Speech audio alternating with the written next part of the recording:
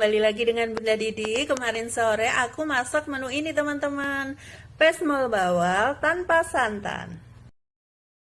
Pesmol macam-macam ya, ada yang pakai santan, ada juga yang tidak. Nah kali ini aku masak yang versi tanpa santan ya, rasanya lebih seger dan enak.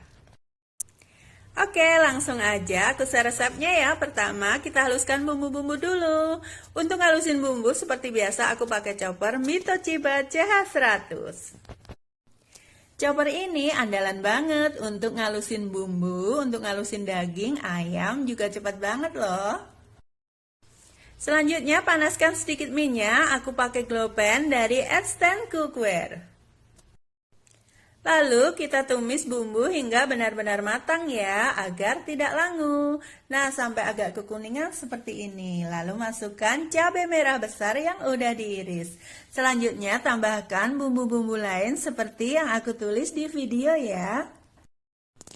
Selanjutnya kita didihkan kuahnya, kemudian kita masukkan ikan bawal yang sudah digoreng agak kering ya. Lalu kita aduk-aduk. Hati-hati ngaduknya ya, jangan terlalu sering diaduk, kemudian kita masak sampai meresap.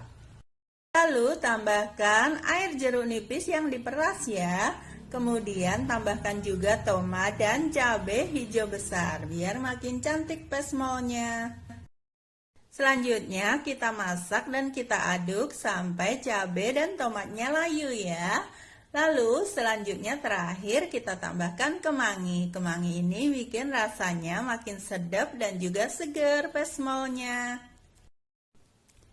Nah, tinggal diaduk-aduk lagi seperti ini. Lalu jangan lupa cek rasa ya. Sajikan segera selagi masih hangat. Selamat mencoba.